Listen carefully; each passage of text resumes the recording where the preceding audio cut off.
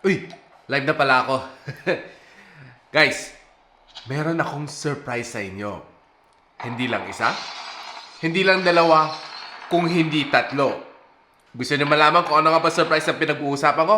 Tara, watch till the end of this video.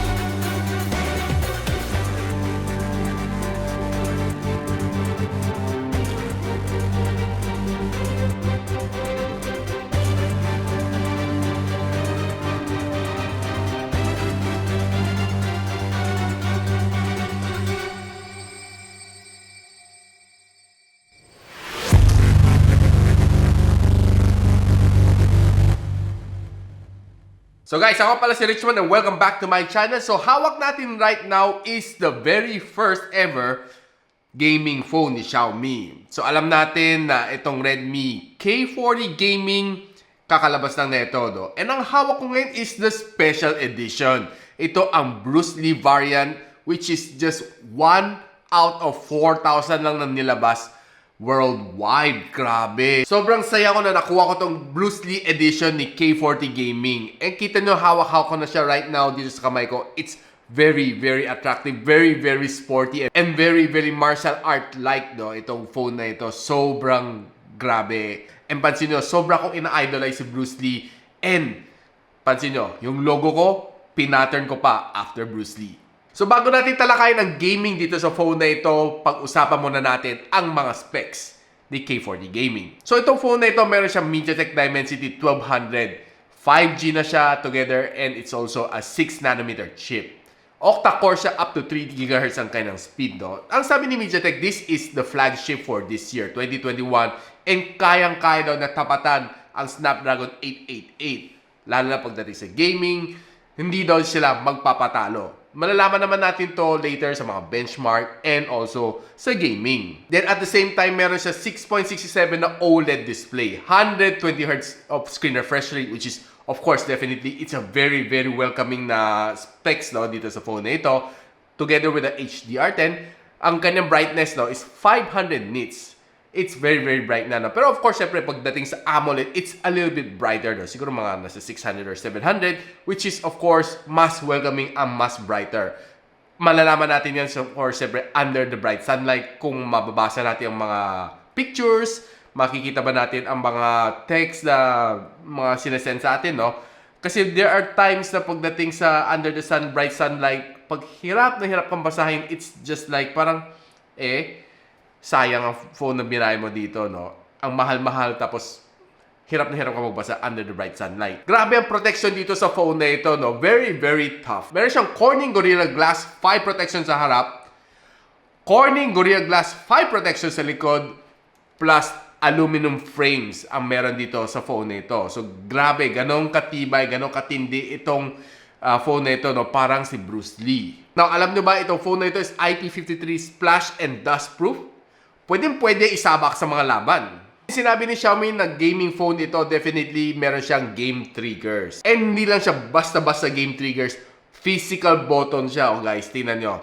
Grabe. Ang sarap pumindot, clicky-clicky, diba? Siguro the only thing na missing dito sa game triggers is yung kanyang sound effects when you pop up yung kanyang game triggers, no? Sa Black Shark 4, pag pop up mo, tutunog siya, click, click. Yung parang mechanical clicks. Maririnig mo parang umaangat yung ano niya, yung dalawang pindutan niya, and ang sarap pakinggan, no, especially when you're a gamer. Now, itong phone na ito is running on the latest MIUI 12.5 together with that Android 11, no. So very, very updated to phone na ito. The only thing na wala dito siguro is to install Google Play. As of the moment, wala siyang GMS, and probably, hopefully, soon ibalik ni Xiaomi para malagyan natin ng GMS or Google Play dito sa phone na ito. And right now, ang kanyang camera is a triple camera setup. Pansin ko mga phones ngayon, no, bumabalik sila sa triple camera. I'm not sure bakit nila binabawasan. It used to be quad camera na, no? Pero right now, bumalik ulit sila sa triple camera, and it starts off with the 64MP na main shooter. Meron siya aperture 1.7 together with that 8MP ultra-wide sensor.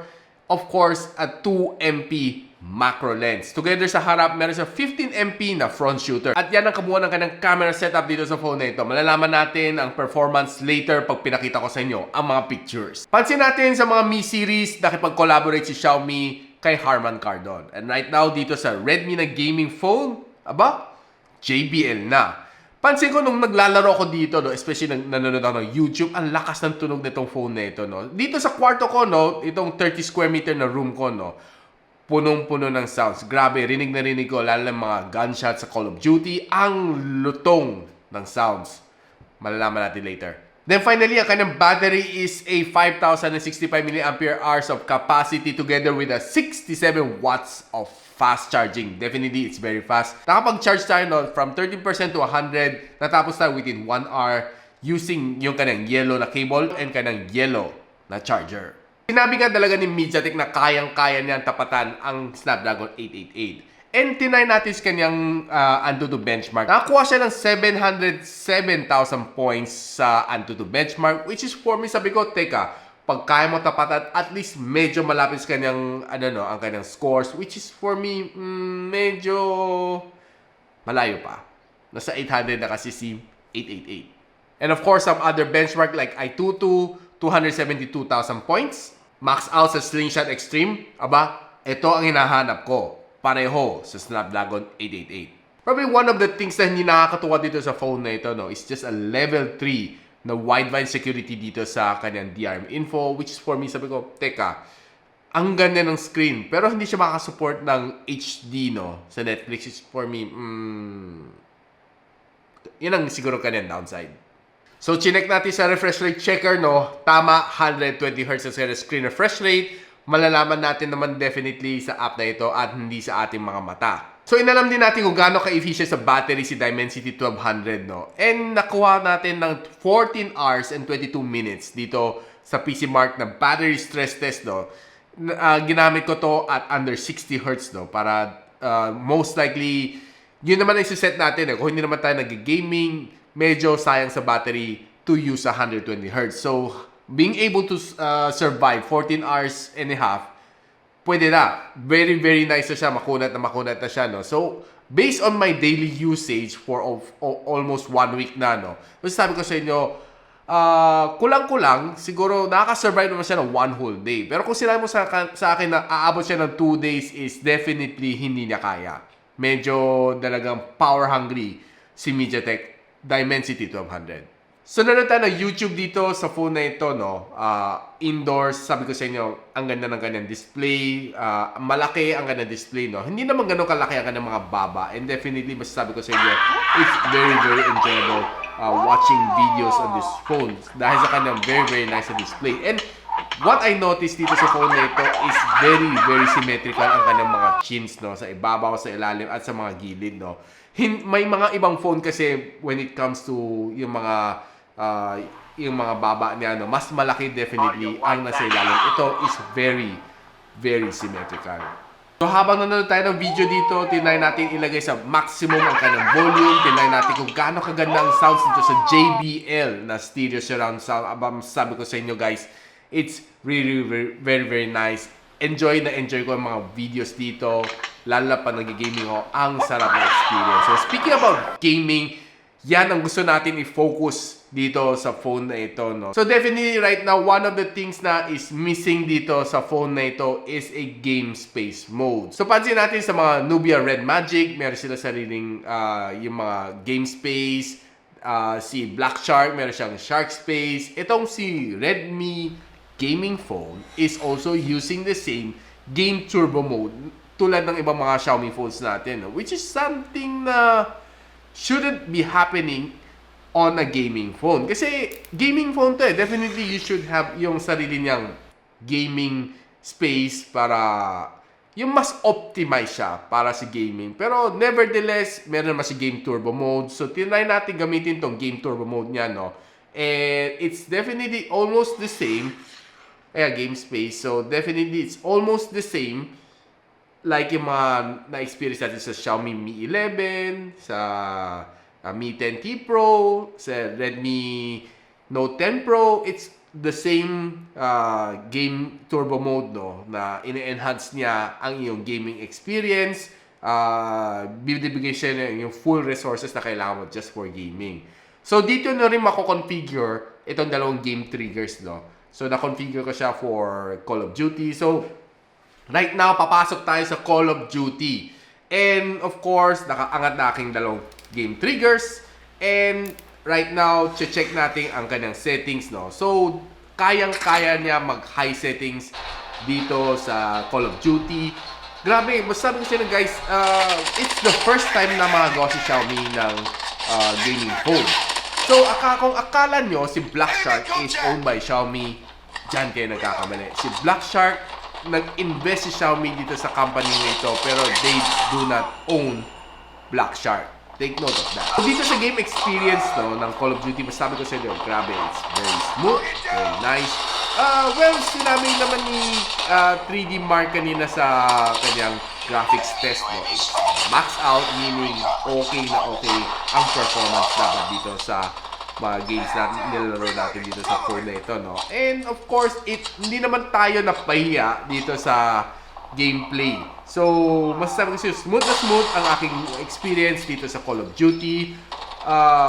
As much as possible, no, tinatry ko maghanap ng frame drops dito. It's very, very minimal, close to zero, no? So, halos wala naman napansin after playing for roughly 30 minutes. Basta sabi ko sa inyo, okay na okay siya, no? Hindi ko na-feel na naglalag si Call of Duty dito sa game na ito, no? So, definitely, together with the JBL speakers, ang sarap-sarap na maglaro dito, no? So, yung experience mo is parang very, very immersive, no? The only thing na napansin ko dito sa kanya, no, after playing Call of Duty for roughly 30 minutes, siguro na pag nasa 15-minute mark, napapansin ko medyo umiinit na likod, no? Pero pagdating na 30 minutes, medyo mas uminit pa siya, no? Pero yung init niya is yung pwede na, tolerable pa naman siya. Hindi tipong init na sobrang init na nakakapaso, no? Pero of course, I would prefer na lagyan natin ito ng cooler para lumamig siya habang naglalaro tayo, no? Siguro imagine pag naka 30 minutes yung ganun kainit na siya. What more kung 2 to 3 hours, 4 hours ka naglalaro, probably mas mainit pa to. So, yeah, you have to be careful there, guys, na First pa lang ni Redmi to, so definitely expect some bugs dito sa phone na ito. Now, going over sa Genshin Impact, masasabi ko sa'yo, si Genshin Impact is very, very graphics intense, no? Lalo na when you feel na pag naglalaro ka, mapapansin mo minsan, pag nagsiswing ka to the left, to the right, mapapansin mo parang naiiwan na yung screen. Siguro pag pangit ang yung mga processor, no, doon mo makikita, doon mo matetest na pagdating sa Genshin Impact, doon mo mafe-feel na parang lag na lag siya ang game na yan, no? Pero sinet natin sa highest setting ng overclock na nga daw siya. Sabi dito sa settings, it really performed, and of course, nonetheless, very, very immersive ka na experience. So nag-enjoy ako for roughly mga 1 hour dito sa Genshin Impact. So, medyo nakalayo na rin ako, no? And nag-enjoy ako dito sa game na ito. Pero yun nga lang, masasabi ko sa inyo, after 1 hour play, medyo uminit nga talaga ng gusto itong likod ng phone ni K40 Gaming. So, yeah, I really highly recommend na lagyan nyo ng cooler itong phone na ito kung gusto nyo maglaro ng more than 30 minutes. Talagang kakailangan ninyo kasi uminit nga talaga siya. So, meron tayong nakuha mga camera shots dito sa phone na ito, no? Normally, on a gaming phone, medyo sablay pagdating sa camera. Siguro dito naglalamang si Redmi, no? Kasi experience na sila gumawa ng mga magagandang camera, like yung mga Redmi Note 10 Pro, which has a 108MP na camera. Sanay na sila, gumaganda na talaga ng gusto ang kanilang mga camera performance. Now, in-integrate nila dito ang 64MP, no? Sa MIUI 12.5, and sinasabi ko siya, it did not disappoint. So, nakapagkuha ako ng mga magagandang shots outdoors, and of course, indoor shots, okay din. Under some low light shots, no, nakapag-perform siya ng maayos, lalo na pagdating sa selfie, it's looking good. And probably siguro masasabi ko siya pagdating sa gaming phones, ito siguro pinakamagandang camera, no, out of all the gaming phones na natest ko dito sa channel ko. So bibili na kayo ng K40 Gaming ni Redmi?